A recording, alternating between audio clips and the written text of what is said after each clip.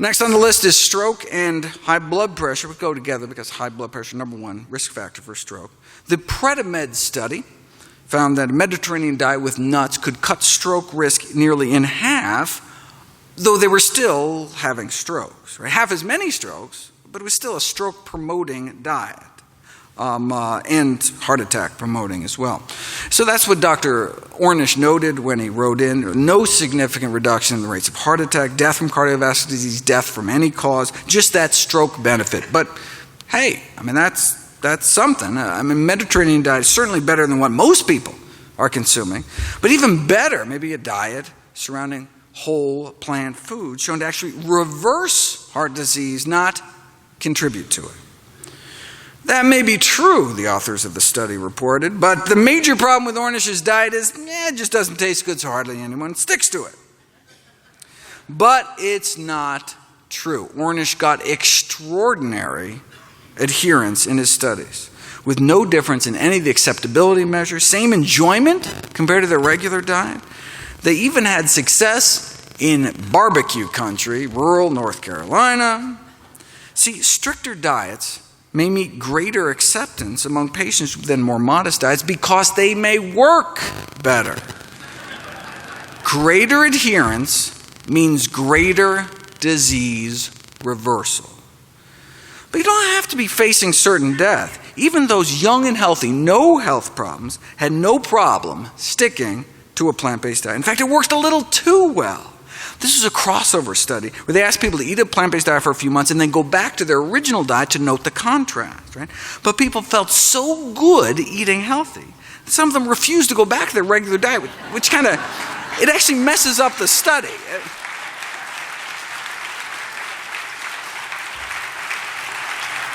So they were, losing weight with no calorie counting or portion control. They had more energy. Their periods got better digestion, better sleep. And many were like, no way, we're not going back, right?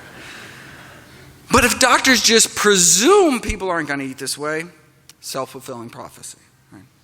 Just like smoking doctors are less likely to tell their patients to stop smoking, and couch potato docs are less likely to counsel exercise or things like fruits and vegetables, we need to role model healthy behavior.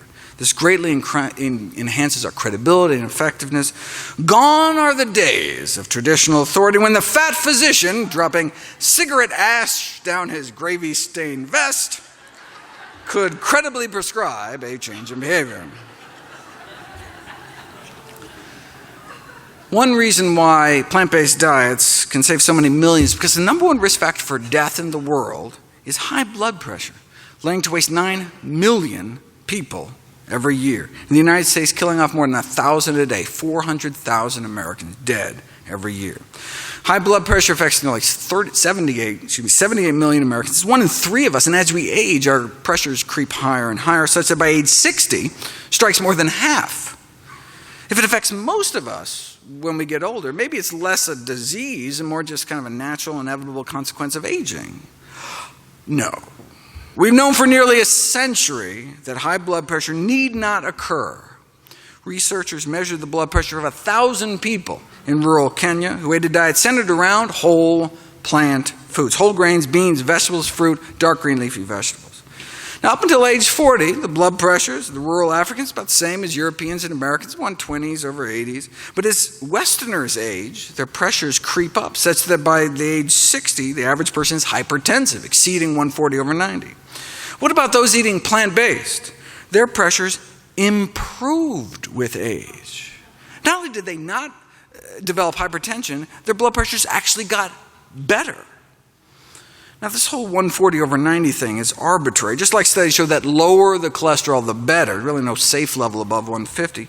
Blood pressure studies also support this kind of lower the better approach to blood pressure reduction. Even people starting out with blood pressures under 120 over 80 appear to benefit from blood pressure reduction. So the ideal blood pressure, the no benefit from reducing it further blood pressure, is actually 110 over 70. Is it even possible to get blood pressures down to 110 over 70? It's not just possible, it's normal for those eating healthy enough diets. Over 2 years at a rural Kenyan hospital, 1,800 patients are admitted. How many cases of high blood pressure did they find? 0.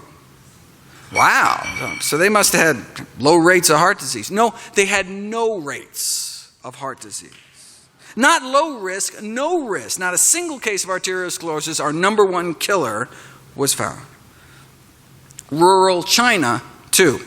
About 110/70 their entire lives. Now, look, Africa, China, vastly different diets, but what they share is the common theme that they're plant-based day to day, with meat only eaten kind of on special occasions. Now, why do we think it's the plant-based nature of their diet that was so protective?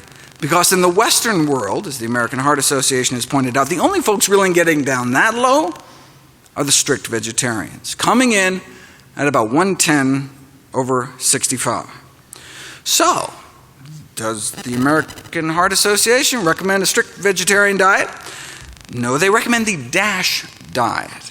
The DASH diet has been described as a lacto-vegetarian diet, but it's not. It emphasizes fruits and vegetables and low-fat dairy, but just a reduction in meat.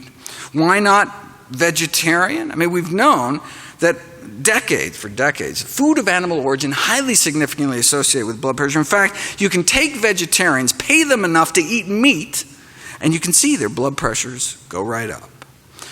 So when the DASH diet was created, were they just not aware of this landmark research done by Harvard's Frank Sachs? No, they were aware. The chair of the design committee that came up with the DASH diet was Frank Sachs. See, the DASH diet was explicitly designed with the number one goal of capturing the blood pressure lowering benefits of the vegetarian diet, yet contain enough animal products to make it palatable to the general public. In fact, Sachs found that the more dairy vegetarians ate, the higher their blood pressures went, but you have to make the diet acceptable. Recent meta-analysis found that vegetarian diets were good, but strictly plant-based diets may be better. Vegetarian diets in general confer protection against cardiovascular disease, some cancers and death, but completely plant-based diets seem to offer additional protection for obesity, hypertension, type 2 diabetes, and heart disease mortality. Based on a study of 89,000 Californians, those eating meat-free diets appeared to cut the risk of high blood pressure in half, but those eating meat-free, egg-free, and dairy-free diets cut their risk 75%. Now, if, however, you're eating a whole food plant-based diet and still not hitting 110/70, there are a few plants recently found that may offer additional protection. Randomized placebo-controlled study found that a cup of hibiscus tea with each meal significantly lowers blood pressure. In fact, tested head-to-head against a leading blood pressure drug called captopril, 2 cups of hibiscus tea every morning, as effective as the drug. Another randomized placebo-controlled trial found a few tablespoons of ground flax seeds a day induced one of the most potent antihypertensive effects ever achieved in a dietary intervention, 2 to 3 times more powerful than instituting an endurance exercise program. There's no reason you can't do both. Red wine may help, but only if the alcohol has been taken out. Sorry. Raw vegetables or cooked, and the answer is both, though raw may actually work better. Kiwi fruit didn't seem to work at all, even though the study was actually published by a kiwi fruit company. Maybe they should have taken direction from the California Raisin Marketing Board, who came out with this study showing that raisins can reduce blood pressure, but only apparently compared to fudge cookie, Cheez-Its, and Chips Ahoy. They know, like, the big pharma trick of choosing the right control group. Next on the dreaded list is diabetes and vision loss.